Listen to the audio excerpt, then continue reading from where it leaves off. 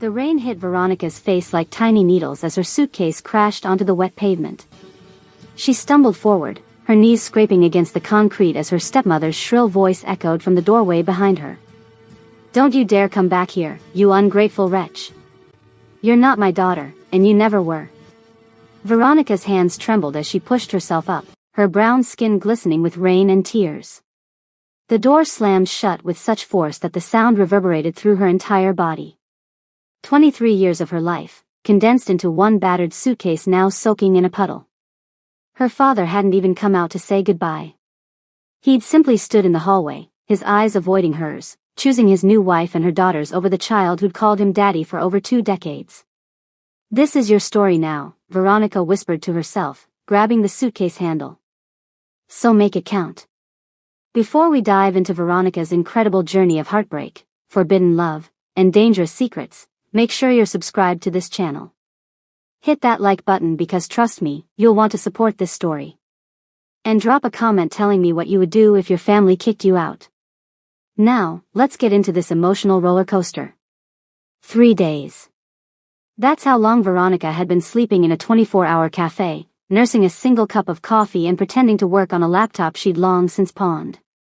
Her savings account showed $12.37. Her phone had 17 missed calls from debt collectors. And her stomach hadn't seen a proper meal since the day before yesterday.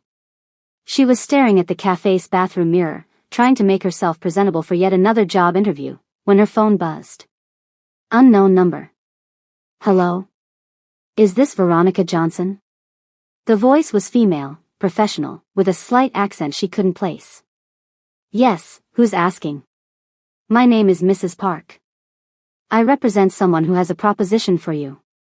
A job opportunity, if you will. Can you meet me at the Lotus Garden restaurant in 1 hour?" Veronica's grip tightened on the phone. In her experience, nothing good came from mysterious propositions. But $12.37 didn't leave much room for pride. "I'll be there." The Lotus Garden restaurant was the kind of place Veronica had only seen in movies. Crystal chandeliers, marble floors, servers in pristine uniforms gliding between tables like dancers. She felt every eye on her as she entered in her only clean outfit, a simple black dress she'd worn to her college graduation 3 years ago. Mrs. Park was waiting in a private room at the back. She was an elegant Korean woman in her 50s, her hair pulled into a perfect bun. "Miss Johnson, thank you for coming. Please, sit." Veronica sat, her back straight despite her exhaustion. "What kind of job are we talking about?" Mrs. Park smiled, but it didn't reach her eyes. "Direct." "I appreciate that. Let me be equally direct. My employer needs a wife." Veronica blinked. "Excuse me?" "A contracted marriage. 1 year. You will live with him, act as his wife in public settings, and in return, you will receive housing, food, a monthly allowance of $10,000, and at the end of the year, a lump sum payment of $500,000. Plus all your current debts cleared immediately." The room spun. Veronica gripped the edge of the table. "This is insane. Why would anyone?" "My employer has his reasons. He needs the appearance of stability for business purposes. You need financial security. It's a simple transaction." "Who is he?" "His name is Jae-won Kwon. He's a businessman. 32 years old. And there's one more thing you should know." Mrs. Park's expression shifted, becoming almost sympathetic. "He was in an accident 6 months ago. He uses a wheelchair. Many women have rejected him because of this. He wants someone who needs this arrangement enough not to care about his disability." Veronica's mind raced. $500,000. Debts cleared. A place to sleep that wasn't a cafe booth. But marriage to a complete stranger? "I need to think. He needs an answer today. Now, actually. He's here." "What?" The door opened, and Veronica's breath caught. The man who wheeled himself into the room was nothing like she'd expected. Jae-won Kwon had the kind of face that belonged on magazine covers, all sharp jawlines and intense dark eyes that seemed to look straight through her. His black hair was perfectly styled, and even sitting in a wheelchair, he commanded the entire room's attention. Miss Johnson. His voice was deep, with a slight Korean accent that made her name sound exotic.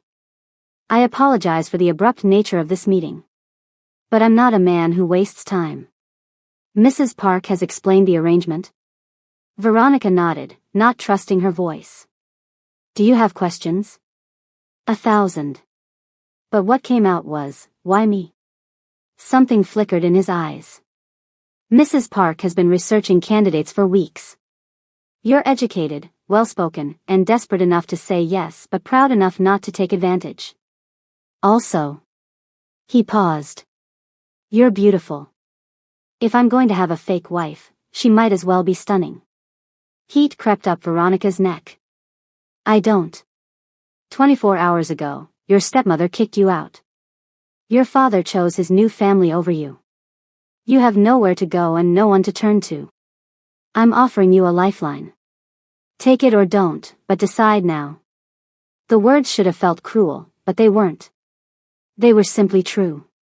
And there was something in his eyes, hidden beneath the cold exterior, that looked almost as desperate as she felt. 1 year, Veronica said. And then I'm free? With enough money to start whatever life you want. She extended her hand. You have a deal, Mr. Kwan. His hand was warm, his grip firm. Call me J1. We're married now, after all. We are? Mrs. Park slid papers across the table. Sign these. There's a courthouse official waiting. You'll be married within the hour. Everything moved like a dream after that. Signatures, more signatures, a brief ceremony in a private courthouse office with Mrs. Park and a stone-faced man in a dark suit as witnesses. Veronica became Mrs. Kwan before the sun set, and she still didn't quite believe it was real. The car that took them to J1's home was a sleek black Mercedes with windows so tinted she couldn't see out. The driver never spoke. J1 sat beside her in silence, his wheelchair folded in the trunk, his expression unreadable. Are you always this quiet? Veronica finally asked. He turned to her, and the corner of his mouth lifted. Almost a smile. Are you always this bold? When I've just married a complete stranger? Yes, apparently. This time he did smile, and it transformed his entire face. Good. I hate timid people. The house was not a house. It was a mansion, all modern lines and floor-to-ceiling windows, perched on a hillside with a view of the entire city. Veronica tried not to gape as they entered, but it was impossible. The foyer alone was bigger than her old apartment. Your room is upstairs, J1 said as his wheelchair emerged from a private elevator. Mine is on the ground floor for obvious reasons. You have free run of the house except for my office. Never enter my office without permission. Understood? Understood.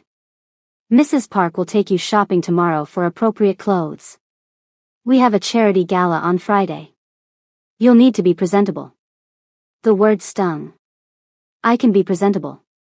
His eyes swept over her, and there was heat in that gaze that made her skin tingle.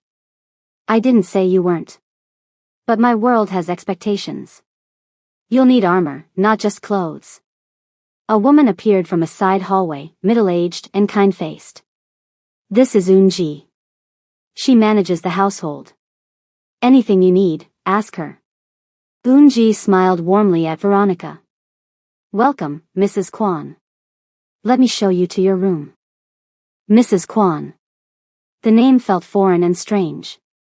Veronica followed Eun-ji up a sweeping staircase to a bedroom suite that was bigger than anywhere she'd ever lived. A king-sized bed, a private bathroom with a soaking tub, a walk-in closet, and windows overlooking the city lights. Mr. Kwan asked me to prepare some basics for you, Eun-ji said, opening the closet to reveal pajamas, toiletries, and a few casual outfits. He hoped they'd fit. They looked exactly her size. How did he? Mr. Kwan is very thorough. Eun-ji's smile held secrets. Dinner will be ready in an hour. Would you like me to bring it up, or will you join him? Pride warred with curiosity. Curiosity won. I'll join him. An hour later, Showered and changed into the soft lounge pants and sweater that had been waiting for her, Veronica found her way to the dining room. Jae-won was already there, transferred from his wheelchair to a chair at the head of a long table. She noticed how he moved, the strength in his arms, the way he didn't ask for or seem to need help. "Sit," he said, gesturing to the seat beside him rather than at the far end. The table filled with food, Korean dishes that made Veronica's mouth water. She hadn't realized how hungry she was until the sense hit her. "Eat," Jae-won said, watching her. "You look like you haven't had a decent meal in days." "I haven't," she admitted, no longer caring about pride. She filled her plate and took a bite, and actually moaned at the taste. When she opened her eyes, Jae-won was staring at her with an expression that made heat pool in her belly. "What?" she asked. "Nothing. It's just refreshing. Most women in my circle pick at their food and pretend not to be hungry. I'm not most women." "No," he said softly. "You're certainly not." They ate in comfortable silence for a while before Veronica asked, "Can I ask about the accident?" His fork paused halfway to his mouth. "What do you want to know?" "What happened?" Is it permanent?" "Car accident. 6 months ago. 3 broken vertebrae, extensive nerve damage. The doctors say I might walk again. I say they're optimistic fools." The bitterness in his voice was raw and real. "I'm sorry." "Don't be. Pity is the one thing I can't stomach." "It's not pity. It's empathy. There's a difference." He studied her for a long moment. "Yes. I suppose there is." He set down his fork. "We should discuss rules." "Rules?" "For this arrangement. First, what happens in this house stays private. No social media posts, no gossiping to friends. Second, in public, we present as a real couple. Affection, attention, unity. Third, you don't ask about my business. Fourth." He paused. "We maintain separate rooms. This is a contract, not a real marriage." Something twisted in Veronica's chest at that last rule, which was ridiculous. She barely knew this man. "Agreed. My rules, you treat me with respect, not like an employee. You don't control who I see or talk to, within reason. And if either of us wants out before the year is up, we have an honest conversation about it. Fair." He extended his hand across the table. "To a successful partnership, Veronica." She shook it, ignoring the electricity that shot through her at his touch. "To survival, Jae-won." The next 3 days passed in a whirlwind. Mrs. Park arrived each morning to take Veronica shopping, transforming her from a broke college graduate into someone who looked like she belonged in Jae-won's world. Designer dresses, jewelry that probably cost more than a car, shoes that were more art than footwear. In the evenings, Jae-won taught her what she needed to know. The names of important people she'd meet at the gala. Korean phrases for politeness. How to handle invasive questions about their relationship. "We met at a charity event," he coached her. "You were volunteering. I was immediately taken with you. We kept our relationship private because of my recovery. The marriage was impulsive but right." "How romantic," Veronica said dryly. "Romance is for fools. We're survivors." But there were moments when it felt like more than survival.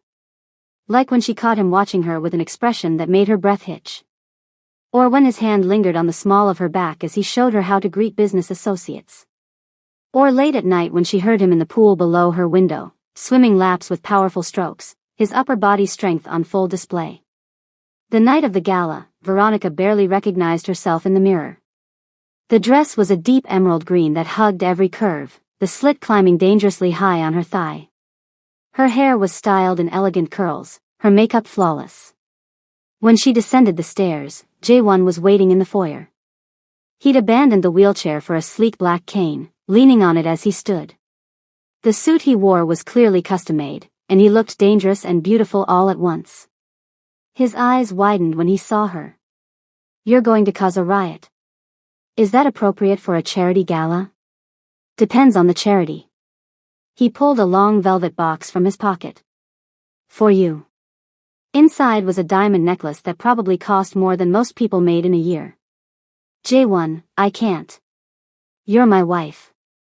You wear my diamonds. He moved behind her, fastening the necklace himself. His fingers brushed her neck, and she shivered. Perfect, he whispered, his breath warm against her ear. The gala was exactly as overwhelming as Veronica had feared. A ballroom full of wealthy, powerful people who looked at her with curiosity and thinly veiled judgment. She felt their stares, heard their whispers. Who is she? I heard she's from nowhere, nobody. He married her. Why? Does she have something on him? J1's hand found hers, squeezing gently. Ignore them. You're worth 10 of anyone in this room. You don't know me well enough to say that. I know enough. They made their rounds, J1 introducing her to dozens of people whose names she immediately forgot. She smiled until her face hurt, played the role of devoted wife, and tried not to think about how right it felt to stand beside him. Then she saw her stepmother. Victoria stood across the room in a gaudy red dress, talking to an older man in an expensive suit.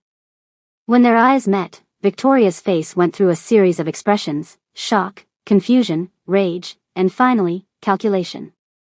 J1, Veronica whispered urgently. My stepmother is here. His expression hardened. Where? Red dress, 10 o'clock. He turned smoothly, assessing. The man she's with is Marcus Chen. Businessman, 3-time divorce, and known for his predatory behavior toward young women. Interesting company your stepmother keeps. Before Veronica could respond, Victoria was bearing down on them, Marcus in tow. Veronica? Victoria's voice was syrupy sweet, so different from the venom 3 days ago. Is that really you? Oh my goodness, I've been so worried. You ran off before we could talk properly. Veronica's hand tightened on J1's arm.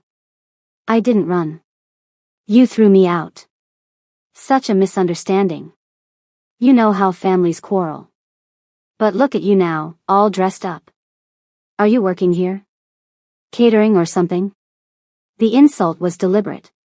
But before Veronica could respond, J1 spoke. Actually, she's with me. Veronica is my wife. Victoria's face went pale. Your wife? Is there a problem? J1's voice could have cut glass. Marcus stepped forward, extending his hand. Quan, good to see you. I didn't know you'd married. Congratulations. J1 ignored the hand. Chen. Still preying on desperate women, I see. How is wife number 3's divorce settlement treating you? Marcus's smile froze. Now, that's hardly. If you'll excuse us, my wife and I have better company to keep. J1 turned them away smoothly, leaving Victoria and Marcus gaping. Once they were out of earshot, Veronica let out a shaky breath. Thank you. For what? Defending me. You didn't have to make an enemy of Marcus Chen. J1 stopped, turning to face her fully. The intensity in his eyes made her pulse race. Veronica, Marcus Chen is nothing. A small-time player pretending at power. And no one insults my wife. Fake wife, she corrected, but her voice was weak. The ring on your finger is real. The papers we signed are real. And that means you're under my protection. Anyone who tries to hurt you will regret it. The possessiveness in his voice should have frightened her. Instead, it sent warmth flooding through her entire body. Guys, if you're loving this drama as much as I am, do me a favor and smash that subscribe button. Drop a like and comment below telling me what you think of J1 so far. Is he green flag or red flag? Let me know. Now back to the story because things are about to get even more intense. The rest of the gala passed in a blur, but Veronica couldn't shake the feeling that they were being watched. Every time she turned around, she caught glimpses of people staring, whispering. Victoria's shocked face haunted her. On the drive home, J1 was quiet, his jaw tight. What's wrong? Veronica asked. You said you wanted honesty between us. Yes. Then I should tell you that tonight changed things. Before, our marriage was private, a quiet arrangement. But now it's public. People know. And that means you're going to become a target. Fear prickled down her spine. A target for what? He looked at her, and there was something haunted in his eyes. I haven't been entirely truthful with you about my business, Veronica. What do you mean? I'm not just a businessman. My family, the Kwan family, we control certain operations. Import, export, security. Things that exist in gray areas of the law. The air left Veronica's lungs. You're saying you're a criminal? I'm saying I'm powerful, and power makes enemies. People who might try to use you to get to me. She should have been terrified. Should have demanded he let her out of the car right then. But instead, she heard herself ask, why did you really marry me, J1? He was quiet for so long she didn't think he'd answer. Then, because 6 months ago, I was supposed to die in that accident. It wasn't an accident at all. Someone tried to kill me, and they failed. Being in this wheelchair makes me look weak, vulnerable. I needed a wife to project stability, normalcy. To make my enemies think I'm focusing on domestic life while I figure out who betrayed me. And you brought me into this? Knowing I could be in danger? I brought you into this because you were already drowning. At least this way, you have a fighting chance. And... He reached out, his fingers brushing her cheek. I won't let anyone hurt you. That's a promise. The touch was gentle, almost reverent. Veronica leaned into it before she could stop herself. You barely know me. I know you're brave. You're proud even when you have nothing. You eat like every meal might be your last, and you don't look at me with pity. That's enough. The car pulled into the mansion's driveway. Neither of them moved. I should be running, Veronica whispered. But you're not. No. I'm not. His hand slid into her hair, pulling her closer. Tell me to stop. What if I don't want you to?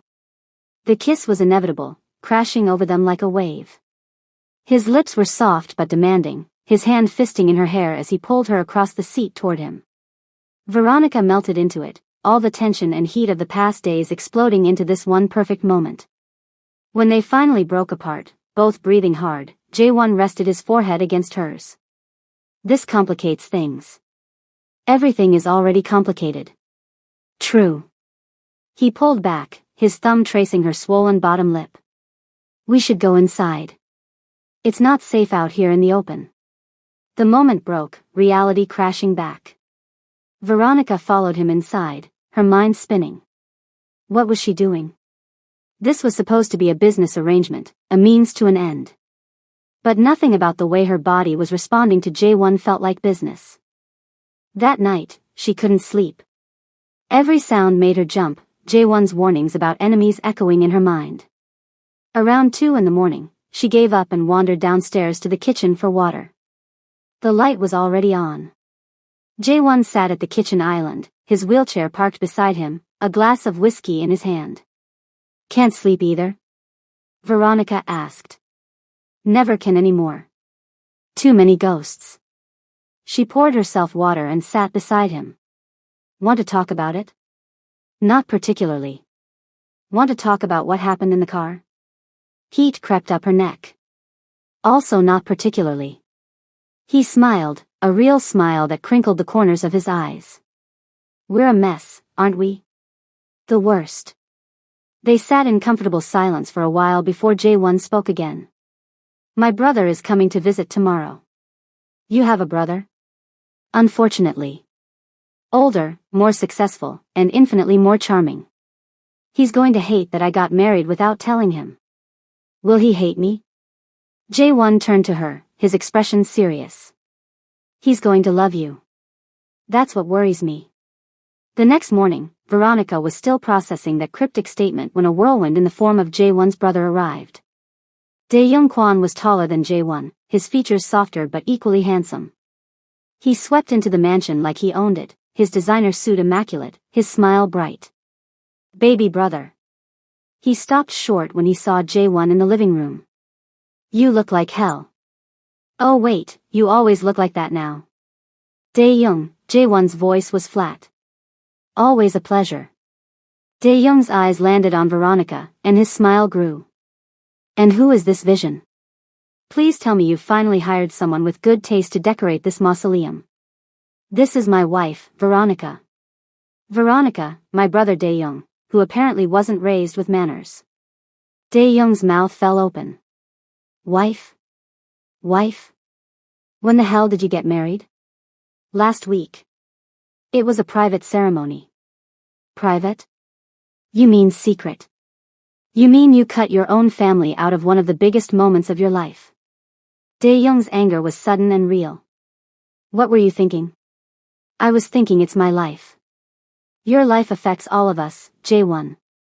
Everything you do impacts the family business, our reputation, He stopped himself, glancing at Veronica. Does she know? She knows enough. Enough? There's no such thing as enough in our world. Either she knows everything, or she's a liability. Dae-young turned to Veronica, his expression hard. What exactly did my brother tell you about our family? Veronica lifted her chin, refusing to be intimidated. He told me you control certain operations. That you have enemies. That I might be in danger because I'm married to him. And you stayed anyway? Why? What did he offer you? That's none of your business. Dae-young laughed, but it wasn't friendly. Oh, she's got fire. I like that. But fire gets you burned in our world, sweetheart. Let me guess, you needed money. Everyone always needs money. Jae-won offered you a deal, probably with a time limit. A contracted marriage, am I close?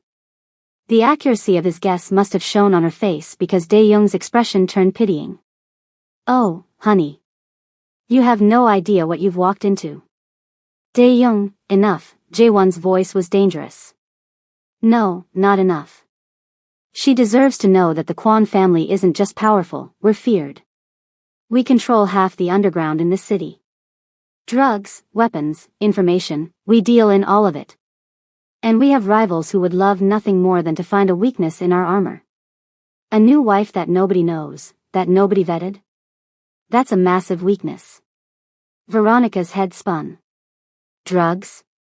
Weapons? This was so much worse than she'd imagined. I can protect her, Jae-won said. You? Dae-young gestured at the wheelchair. You can't even protect yourself. That's why someone put you in that chair in the first place. Jae-won moved faster than Veronica thought possible. One moment he was seated, the next he'd launched himself from the wheelchair, slamming Dae-young against the wall with his forearm against his throat. The wheelchair clattered to the ground behind him. Say that again, Jae-won hissed. I dare you. Dae-young's eyes were wide, but he was smiling. There he is. There's the brother I know. I was wondering if the accident had broken your spirit too. Jae-won released him, stumbling slightly as he stepped back. Veronica rushed forward to steady him, and he leaned on her heavily, his breathing labored. You're an asshole, Jae-won said to his brother. I know. But I'm an asshole who's trying to keep you alive. Dae-young straightened his suit, his expression sobering. The family knows about the marriage now. Father wants to meet her. Tomorrow night, dinner at the estate. No. It's not a request, Jae-won. You made a major move without consulting the family. There are consequences. After Dae-young left, the mansion felt oppressively quiet. Jae-won had retreated to his office, shutting the door in Veronica's face when she tried to follow. She spent the afternoon pacing, her mind racing with everything she'd learned. She'd married into a crime family. A mafia family. Everything about this was insane, dangerous, potentially deadly. She should run, take what money she had and disappear.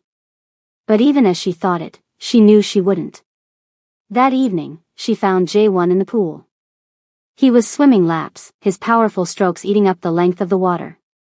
She watched from the edge, mesmerized by the strength in his body, the determination in every movement. When he finally stopped, pulling himself to the edge where she sat, he looked up at her with haunted eyes. I'm sorry, he said. I should have told you everything from the beginning.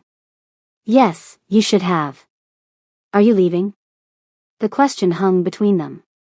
Veronica thought about her answer carefully. Where would I go? Back to sleeping in cafes? Back to a family that doesn't want me?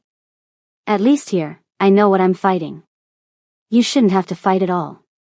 She slid into the pool, dress and all, making him jerk back in surprise. The water was warm, enveloping her as she moved closer to him. What are you doing? He asked, his voice rough. Something probably very stupid. She closed the distance between them, her hands finding his shoulders. Tell me something true, J1. Something real. His hands found her waist, pulling her closer. I think about you constantly. Every moment since you walked into that restaurant. This was supposed to be business, but you've gotten under my skin, and I don't know how to make it stop. What if I don't want you to make it stop? The kiss was slower this time, deeper. His hands roamed her back as she wrapped her legs around his waist, the thin fabric of her dress no barrier between them. When his lips left hers to trail down her neck, she gasped, her head falling back. We shouldn't, he murmured against her skin, even as his hands tightened on her. Probably not. This changes everything. Maybe it needs to change. He pulled back just enough to look at her, water droplets clinging to his lashes. I can't promise you safety. I can't promise you normal. All I can promise is that I'll fight for you, with everything I have. Then fight, she whispered. And let me fight with you. That night, the rule about separate rooms was broken. Veronica woke in J1's bed, his body wrapped around hers, and for the first time in weeks, she felt like she was exactly where she was supposed to be. The feeling didn't last long. The next evening, as they prepared for dinner with J1's father, the mansion's security system blared to life. Armed men in black suits flooded the house, and for one terrifying moment, Veronica thought they were under attack. It's fine, J1 said grimly. It's just father being dramatic. An older man entered the living room, his presence commanding despite his small stature. He had J1's eyes but none of his warmth. Behind him walked a woman Veronica recognized from the gala. Victoria, her stepmother, was smiling like the cat that got the cream. Hello, father, J1 said coldly. I see you brought a guest. Mrs. Chen was kind enough to share some very interesting information with me, Father Quan said, his accent thick. About your new wife's background. Or should I say, lack thereof. Veronica's blood ran cold. What? Victoria stepped forward, her voice dripping with false sympathy. I'm so sorry, Veronica, but when I discovered you'd married into such a prominent family, I felt it was my duty to ensure they knew the truth about you. About your mother. My mother has nothing to do with this.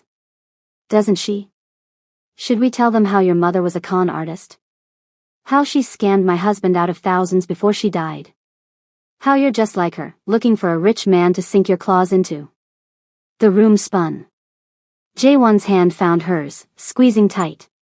Get out, he said to Victoria. I think not, Father Quan said. Mrs. Chen's information is valuable. It raises questions about your wife's intentions. My wife's intentions are none of your business. Everything you do is my business.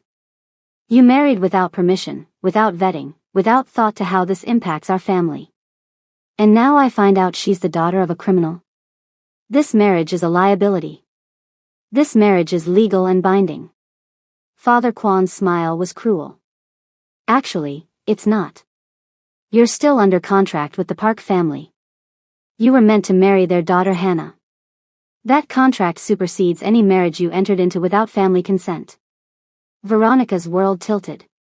What? J1's face had gone white. That contract was voided after the accident. Hannah refused. Hannah has reconsidered. She's willing to fulfill the arrangement. Your marriage to Miss Johnson is invalid. Before you all come for me in the comments, yes, I know this is intense. If you're still watching, go ahead and hit that like button and drop a comment telling me how you think Veronica should handle this. And make sure you're subscribed because you'll definitely want to see how this story ends. Veronica jerked her hand from J1's. You were engaged. You were engaged this entire time, and you married me anyway? It's not like that. Then what is it like? Tell me. Her voice broke. The contract was political, arranged when we were children. After the accident, Hannah made it clear she wanted nothing to do with a disabled man. I thought it was over. You thought? You didn't know for sure, and you married me anyway? Made me promises? Made me, she couldn't finish, the betrayal crushing her chest. Father Kwan watched their exchange with cold satisfaction. You have two choices, J1.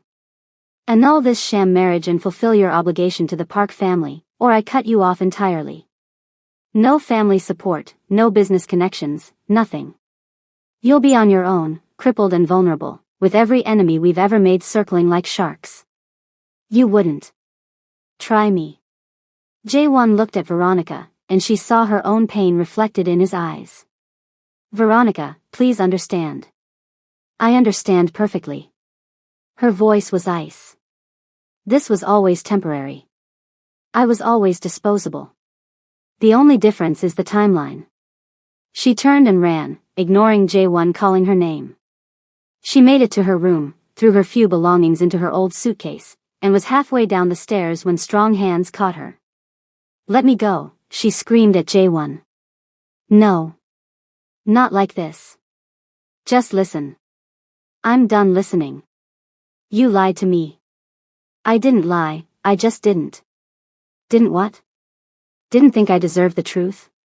Didn't think I mattered enough? Which is it, J1? Before he could answer, gunshots shattered the windows. Glass exploded inward as armed men in masks stormed through the doors. J1 threw himself over Veronica, bringing them both crashing down the stairs. They hit the landing hard, Veronica's head cracking against marble. Through blurred vision, she saw J1 reaching for a gun hidden beneath the hall table. Saw him fire 3 precise shots, dropping 2 of the attackers. Saw more men pouring in, too many to fight. Father Kwan and Victoria had already fled through a side door, abandoning them. The panic room, J1 gasped, hauling Veronica to her feet. We have